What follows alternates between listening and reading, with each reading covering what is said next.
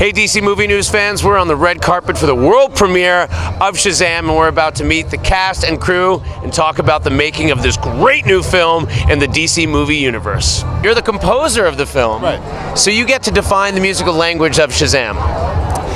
Well, yeah, I mean, as ever, it's super collaborative, but yes, given that responsibility But just to put it, you're in the company of John Williams, of Danny Elfman, people that Shazam's never been on the big screen before. True, yeah. So what inspired you to come up with the Shazam theme?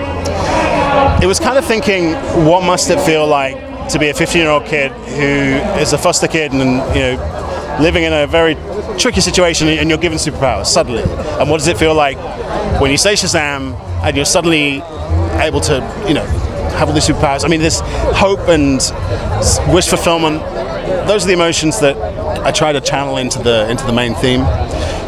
Did you get inspiration or ideas, thoughts from the director, David F. Sandberg? Oh, absolutely, yeah. I mean, we're both like huge fans and geeks for those 80s superhero adventure scores, all the Star Wars, Indiana Jones, Back to the Future. Course, I mean, this is the stuff I grew up on and was in awe of when I was a kid and still am. And yeah, I think we both realized that, okay, here's a moment where we want the tone of the film to be reminiscent of those movies, which was so so fun and incredible lightness of touch, but also scary and very intense stories, which you were just absolutely... that's a good point. I've seen the film, and the horror in the film, the scary parts are really scary. Right. For people not expecting it, the film isn't all light across the way. It has stakes. Well, I mean, you forget, like in Temple of Doom, the sacrificial scene. Oh my God, that horror thing for years. The Jurassic Park, where the T-Rex bites off the dude's torso. I mean, that was, in kid movies. So, obviously not kid movies, but movies which were not, like, horror movies. And yeah, I think it's part of that whole celebration of that genre in a way. And but David has made it his own. It's not like following all these tropes. Like, he's turned it into very much a David Sandberg movie, and he has he's such a visionary and such incredible attention to detail. And he's also a great musician, so we always have a fantastic time when we talk about music, because we're both so passionate about that process of creating. And what do you think is different about Shazam than some of the other heroes that we've been seeing?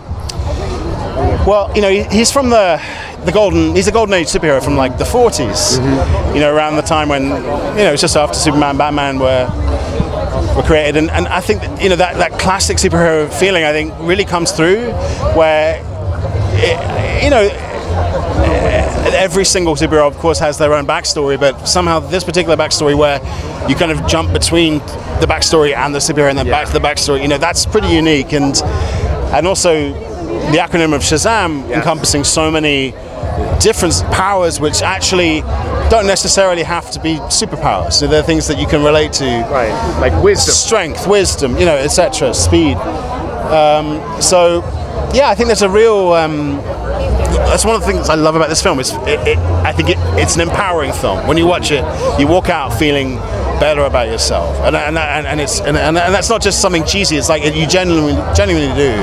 Wow. Yeah. Then finally, other than Shazam, favorite DC character? Well, I gotta say Batman. I mean, the thing is, it's okay.